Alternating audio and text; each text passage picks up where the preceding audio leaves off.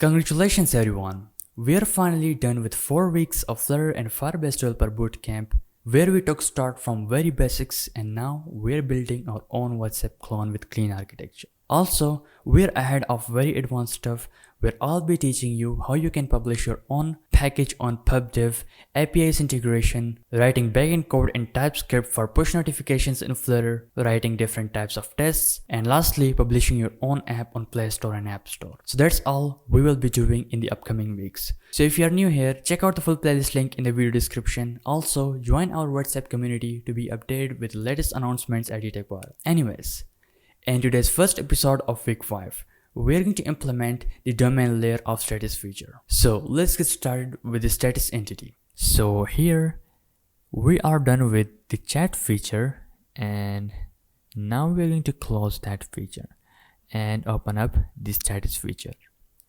Inside that, since we will be working with the domain layer, so we are going to create one more layer. Inside the status would be a domain layer. And inside that we are going to have the directories like entities, also 2 more directories of repository, and the last one would be the use cases, and that's all. Now we are going to take start from the entities, and inside that entity we are going to create the Dart file would be named as status entity. So after the status entity file has been created, we simply have to move inside it, and inside that file we are going to have a status entity class which will be extending equatable for the value equality, and we are going to implement first import, then implement the missing override of list of properties, and all the properties will be passed inside for the value equality. Then we are going to have some fields inside the status entity. So let's discuss these fields. First, the status ID, which would be the unique identifier to uniquely identify each status inside the status collection. And this image URL will be the initial image URL which will show up for the status. And this first image URL will be taken from the stories, and we are going to come to this and I will explain how these stories is going to be inside the status entity. And the next is the UID, like the creator UID who created the specific status, and his name and his profile URL, and the timestamp when the specific status was created, his phone number, and the caption of the status. And now the stories is kind of the images or the videos will be inside that specific entity. So whenever we are about to upload a status and we select different videos and images, so all these videos and images will be inside that specific status, and its type would be status image entity, which we are going to create right now. So inside the entities we are going to have one more entity, that name would be status image entity, and inside that we are going to have the status image entity, same extending the equatable for value equality, and inside that we are going to have 3 fields of URL, type, and the viewers. So the URL will be the image URL of that specific video or image will be stored in the cloud file store for a specific status. So it would be kind of, for example, we have the specific status, a document. Inside that we are going to have the list of key value pairs. Like on 0 index, like we have a list in here. Inside that list we're going to have on 0 index a map of, for example, URL, and the URL will be some video URL, and then we have the type of the specific video or image that we have uploaded as a status, and type will be, for example, video, and the viewers would be again the list of string, so that the one UID if someone has seen, and for example here would be on 0 index would be the user ID, on 1 index would be the other user ID. So the structure would be something like this in the cloud file store database when we will be storing the images or videos of the specific status. So we have the list of the status image entity. So we have that list, and based on that we're going to have the status image entity on their specific index. For example, if we upload 2 images with 1 video, so will become here with 0, and then this will be the object. One more object will be created same like this. Let me copy this and paste it up here. This will be this time 1, and if it's image, so it will be image URL, and type will be again image, and the viewers, if some users have seen this, so here we'll store their IDs. So the structure will be created in the Cloud Firestore same like this. So you will see it also practically when you go forward and implement this and bind it back to the UI. So you will see it yourself how these things will connect with each other and will be working together. And the structure will be something like this. And inside that image entity, the URL, again that specific URL of the image or video, the type to differentiate if it's video or audio, and the viewers if that specific audio or video has been seen by the specific user. So when we open up the status for seeing, so every time it opens we will call a method, a use case in the status feature, so that the current user ID will be added inside the specific status image entity object. So that specific status will be considered as seen, and for that user it will become like surrounded by the gray borders, as you may have seen in the demo of the application when we seen a story. So the borders around that specific story becomes gray if we have seen, and the rest which are not seen yet by the user becomes greenish color, like that must be seen by the users, so that it will be converted into the gray color, like will be considered as they are seen now. So these will be the viewers inside each story inside that specific status that we will be uploading. So let me import this, and this is going to be like this. Now we're going to explore the status image entity, but first let's complete the status entity and create the constructor, but they would not be required. So I'm gonna Ctrl Z again and create the constructor. Now we have to make them name parameters, and that's it. Now I have to copy them like that and paste them inside the props for the value equality, and this time we have to remove this and select all by holding Ctrl and keep pressing the G in the MacBook, and in the Windows it would be the Ctrl and J, something like that, for selecting the similar value selected, and click the backspace or delete, and that's it. Now we are done with the status entity. These would be the fields inside that specific status would be created in our Cloud Firestore, and these would be the stories, images or videos inside the specific status that we will be able to see in the status page.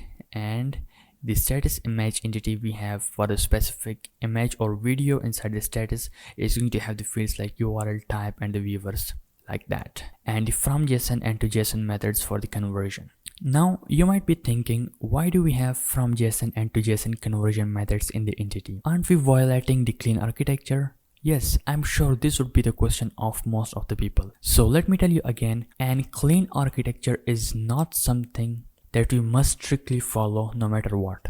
But an architecture is something which makes our code maintainable, scalable, and easily testable. And the approach we are following is not going to make our code which would not be maintainable, scalable, or testable, but instead this approach reduces boilerplate and can be more efficient for straightforward data structures. The from JSON and to JSON methods in an entity in the domain layer are the simple methods here and are not violating clean architecture as long as these methods are purely for data conversion and don't introduce any business logic or any external framework dependencies. So this is another reason why you can have the data like this if it's not making our code rigid and hard to maintain. So we can have the fields like this, simple conversion methods inside a domain layer inside the entities, as long as they are not introducing any complex business logic or external framework dependencies. And again, keep in mind, architecture is not a rule which must be followed in a way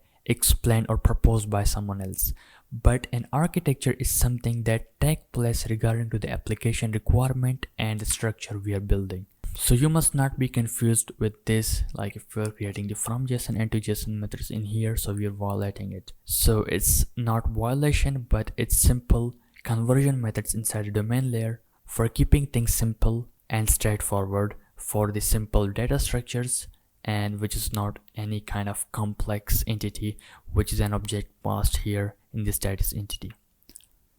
So that's it for the entities. We got the status entity and also the status image entity, which is going to be a specific object for the specific image or video inside that specific status.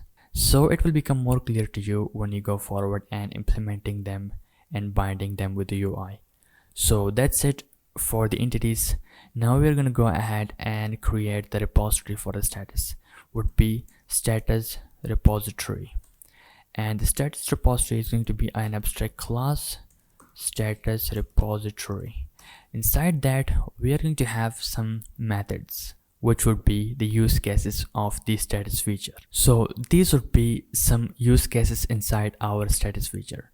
Create status for creating the status inside the status collection, updating the status and updating only image status. And what this only image means, for example, we are updating the data inside the status, inside that stories, and its images means its URLs to update the status. So that's why it's a bit deeper than the specific direct update on the status object. So that's why I create the separate method for this update only image status, is also accepting the status entity.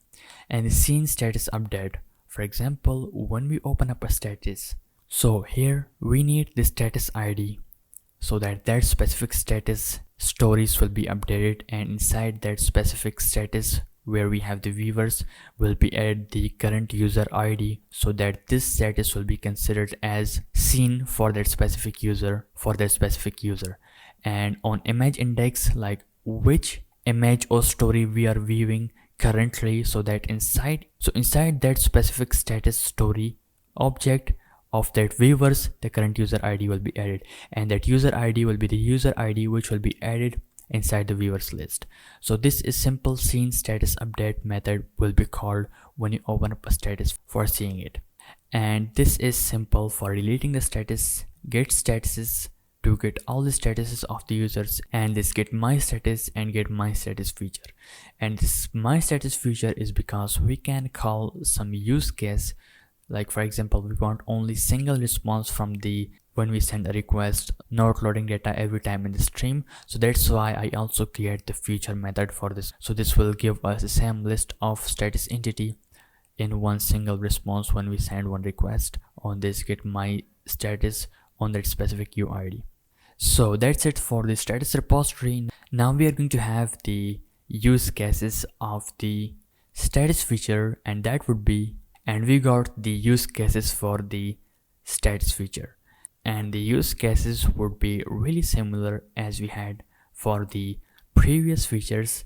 Create status, simple method here, accepting the repository and having a call method for making the use case a callable class, calling the method from the repository, and this repository will be then implemented in the data layer. Let's create the data, and inside that data we're going to have the remote models, and the repository inside that repository will be the implementation of the repository, and then the repository implementation is going to depend upon the remote data source, and the remote data source implementation will be again in the data layer, and everything will be connected after all in the dependency injection of the status. And after that we are gonna go and bind that logic back to the UI. So that was the domain layer of the status feature, and in the next video we're gonna go and write data layer for the status feature. So I also want to show you one more thing, is that in the pubspec.yaml file I have updated my package of Flutter story view that I created, and we had updates in the GitHub, but I didn't upload the latest version on the pubdev, and yesterday I just did it and I updated the dependencies to the latest version, and it's now the 4 version. So let's do it like this and pubget, and we're gonna get some error of resolving the dependencies is going to be failed. And then we're going to do some modification in the pubspec.yaml file, and you can see we got the error which is saying that the Flutter Story View 0.04 depends on the Intel 0.19.0 and the WhatsApp clone, our application, depends upon the Intel 0.18.1. So it's simply saying we have the Intel of 0.18.1 and the Flutter Story View, which depends on the Intel, has the higher version. So it means simply update this package. So I'm gonna update this package, and then we're gonna see one more error, and it's saying the Flutter Story View 0.04 depends on the video player latest version, which depends on the video player platform interface, this version, and the video player requires the video player to be this. So now we're gonna go and update the video player to the latest version, and where it is, video, not here, video player. Now we are gonna update this package also, and now I think we will face one more error. And yes, because of the cached video player match with this version, and the cache video player depends on the video player platform interface, and the cache video player is the latest version here. There is no any update and still causing the dependencies exception. Here it is, you can see the latest version on the pubdev, and here we have the latest version but still causing the dependency exception. The versions are not matching, and that's why I mostly prefer the custom things rather than the relying on the packages. So if something that required more code, for example, we cannot create our own Firebase storage, so for such kind of things we can have the packages. But something that can be done easily, I would recommend to use custom things as much as possible, because the packages cause so many problems like the one we are facing. And now we're gonna fix it by removing the cache video player from here and then pubget. And once this pubgets, we got one more error time ago, and the time ago depends on the Intel 0.8 version, and we have now updated to the latest version because our Flutter Story View depends on the latest version. Now this time we are gonna go and remove the time ago package also and replace it with the get time ago, and then again pubget. And once the resolving dependencies completes, we have fixed everything and we got the errors now. Now we are gonna go and inside my status page we have to ignore because we have done the pubget once, and we have to remove this. Now we have to do, instead of the timeago.format, we will do get timeago.parse, and where it is, parse, and remove this format from here, and we are good to go with this. And instead of using the video player, we can use, instead of the cache video player, we can use the direct video player, and would be the video, okay, this would be the controller, not a player, video player controller, and copy the same, paste it in here. And the network is deprecated, I knew that. Network URL, yes it is, and it requires the string, the URI, but we are passing the direct string, so we will pass the URI URI dot parse and pass then the URL, and here change the cache video player to the video player, and we are good to go. So again, I would recommend using custom things rather than relying on the packages for the specific small things. So something that cannot be done directly by you, again, as I said, as I gave the example of the Firebase Core, Firebase Firestore. So for these kind of things, you can use packages to boost your development, but just don't rely on the packages for the very small things. So that's all you have to do, and then you're good to go with this. So that's it for this video. If you found this video helpful, thumbs up, a like, and subscribe for daily updates. Also, drop down all of your confusions in the comment section or directly DM me on Instagram or LinkedIn. That's it. See you in the next one.